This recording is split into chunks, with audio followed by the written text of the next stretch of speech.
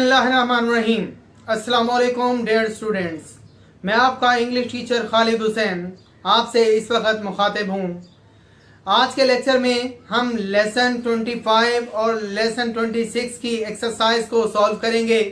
तो lesson 25 page number 148 पर मौजूद एक्सरसाइज को सॉल्व करेंगे और लेसन 26 पेज नंबर 153 पर मौजूद एक्सरसाइज के क्वेश्चन बी को हम सॉल्व करेंगे।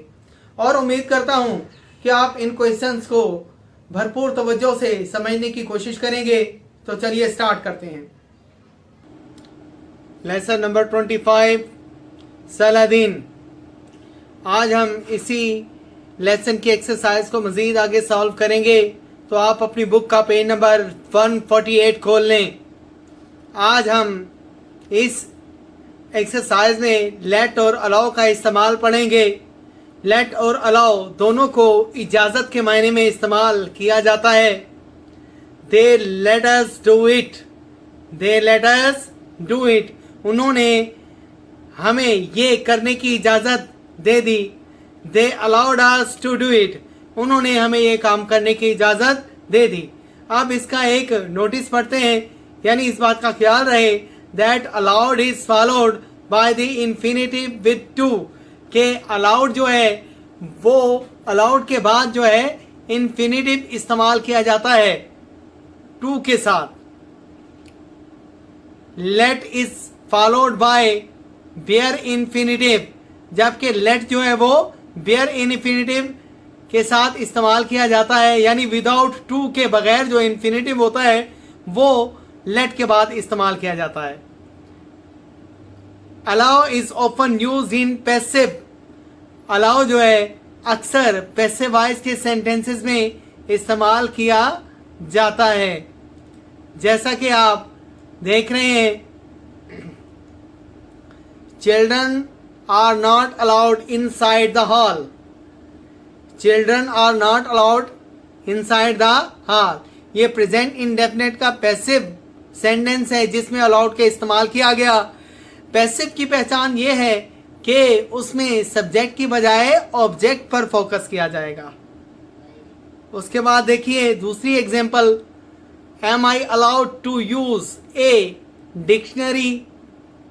ये इंट्रोगेटिव सेंटेंस है प्रेजेंट इंडेफिनेट के पैसिव सेंस का।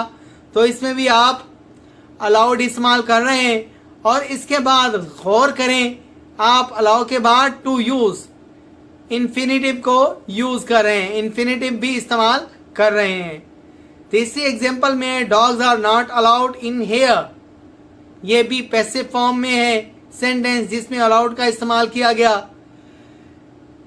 अगली एग्जांपल देखिए, smoking is not allowed. Smoking यहां एज ए सब्जेक्ट के इस्तेमाल किया गया है जो कि जेरेंड है यहाँ पर, और सेंटेंस जो है वो पैसिव फॉर्म में है, इसलिए यहाँ पर लेट की बजाय अलाउड का इस्तेमाल किया गया। अगला पॉइंट देखिए, ए suggestion often begins with let's, यानी लेट अस। कोई भी सजेशन जो है उसका आगाज, किसी भी तजवीज़ का आगाज जो है वो लेट अस से होता है, जो कि चलो आओ का मफहूम देता है। जैसा कि let us go there tomorrow, चलो कल वहाँ चलें। इसी तरह let us ask the teacher, चलो उस्ताद से सवाल पूछें, उस्ताद से कुछ पूछें। इसी तरह अगला पॉइंट आप देखिए, let can also begin an order और रिक्वेस्ट। लेट जो है हुक्म या किसी इल्तिजा के लिए भी इस्तेमाल किया जाता है, यानी ऐसे सेंटेंसेस के शुरू में भी लेट इस्तेमाल किया जाता है जिनमें कोई हुक्म या कोई इल्तिजा दी गई हो, लेट ही इल्तिजा की गई हो। Let him go at once, इसे फौरन जाने दो। यहाँ पर लेट एज एन ऑर्डर के इस्तेमाल किया जा रहा है। Let me show you how to do it, यहाँ पर लेट एज ए रिक्वेस्ट के इस्तेमाल किया जा रहा है।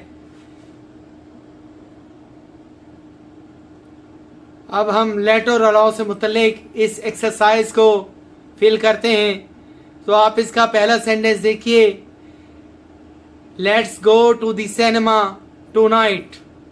लेट्स से मुराद लेट अस है। ये तजवीज़ वाला सेंटेंस है जिसमें हम लेट अस इस्तेमाल करेंगे।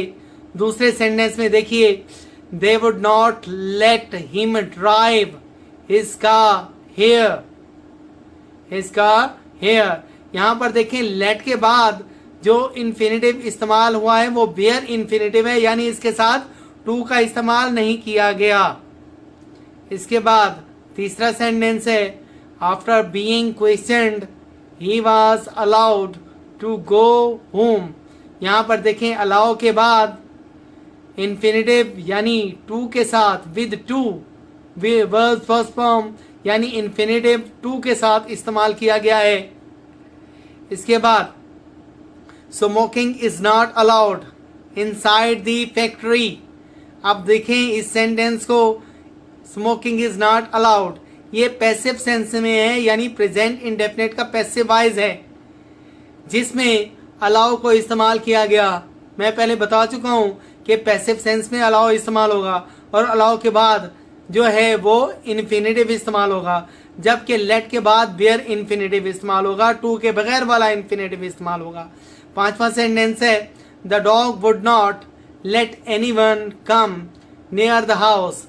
आप देखें, लेट के बाद जो वर्ब की फर्स्ट फॉर्म यानी इन्फिनेटिव इस्तेमाल हुआ वो बेयर इन्फिनेटिव है, यानी इसके साथ टू का कोई एडिशन नहीं है, टू का कोई इजाफा नहीं है। छठा सेंटेंस है, will you allow me to ask a question. यहाँ पर देखिए, अलाउ के बाद टू आस्क, ये with to verb first form यानी विद टू इन्फिनेटिव है, टू वाला इन्फिनेटिव इस्तेमाल किया गया। इसके बाद सातवां सेंटेंस देखिए बेटा, सातवें सेंटेंस में let me go she shouted in alarm. मुझे जाने दो, वो खौफनाक अंदाज में चिल्लाई। अब यहाँ पर जो है ये एज एन ऑर्डर के भी इस्तेमाल किया जा सकता है लेट को, या एज एन अलाउ इजाजत के मायने में इस्तेमाल किया जा सकता है। जी तो आठवां सेंटेंस देखिए, her mother brought her a dress one size too big to allow for shrinking. इसमें जो है अलाउ का इस्तेमाल किया गया है। एक्सरसाइज का अगला हिस्सा करते हैं, तो आप अपनी बुक का पेज नंबर 153 खोल लीजिए, जिस पर एक क्वेश्चन दिया गया है, complete these sentences using verbs in the simple present tense. बेटा ये एक्सरसाइज बेस्ड क्वेश्चन है जिसे हमने सिंपल प्रेजेंट टेंस इस्तेमाल करके सॉल्व करना है। तो पहले, इससे पहले कि हम क्वेश्चन को सॉल्व करें, हम सिंपल प्रेजेंट टेंस यानी प्रेजेंट इंडेफिनिट टेंस के बारे में जानते हैं। इसमें बेटा सब्जेक्ट के बाद वर्ब की फर्स्ट फॉर्म और ऑब्जेक्ट इस्तेमाल किया जाता है, जैसा कि I write a letter, I write a letter. इसके बाद आप देखिए कि अगर सब्जेक्ट यानी if subject is singular third person, he she it या singular noun, we use SRES with the first form of verb.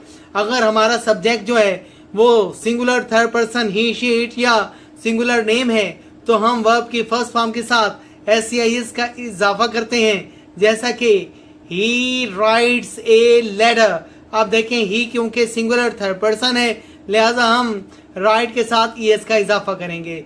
इसी तरह नेगेटिव सेंटेंस बनाने के लिए सब्जेक्ट के बाद डू या डज नॉट का इजाफा करेंगे, और इंट्रोगेटिव बनाने के लिए सब्जेक्ट से पहले डू या डज का इजाफा करेंगे, यानी डू या डज लिखेंगे और आखिर में क्वेश्चन मार्क लिखेंगे।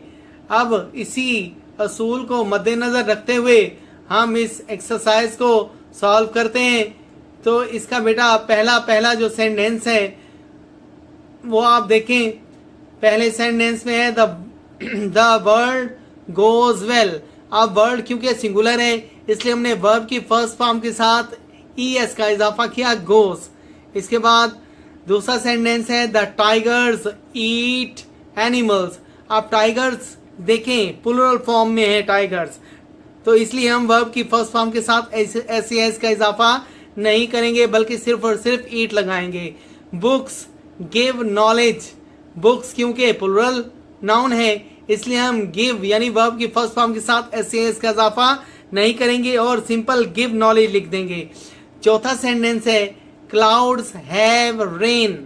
आप देखें क्लाउड्स क्योंकि प्लूरल नाउन है इसलिए हम इसके साथ हैव इसका इस्तेमाल करेंगे, हैज का इस्तेमाल नहीं करेंगे, यानी हैव रेन हम यहाँ पर लिख देंगे।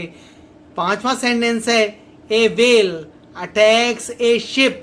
आप देखें ए वेल, वेल एक सिंगुलर के तौर पर आई, ये सब्जेक्ट सिंगुलर है इसलिए अटैक वर्ब जो है अटैक है इसके साथ हम एस का इजाफा कर देंगे।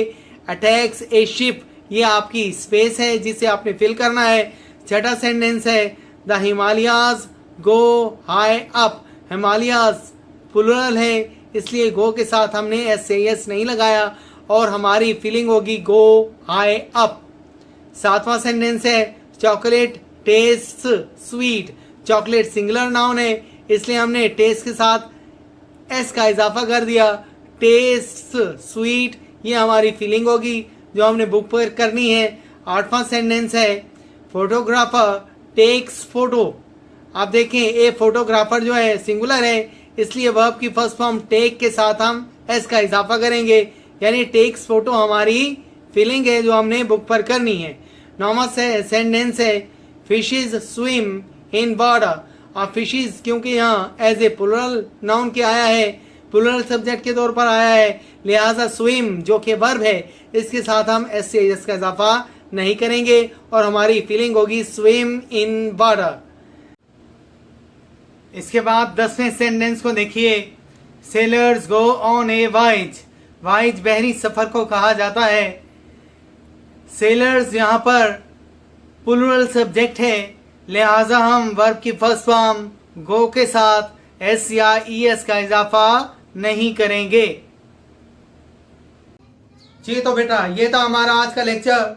उम्मीद करता हूं कि आपने इससे बखूबी इस्तेफादा किया होगा, लेकिन फिर भी अगर आपके जहन में इस बारे में कोई सवाल या कोई इबाहम हो तो आप मेरे नंबर पर मुझसे रब्ता कर सकते हैं। इंशाअल्लाह मैं आपको सेटिस्फाई करने की अपनी पूरी कोशिश करूंगा।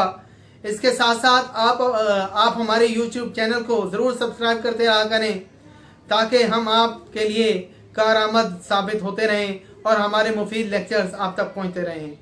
Thank you.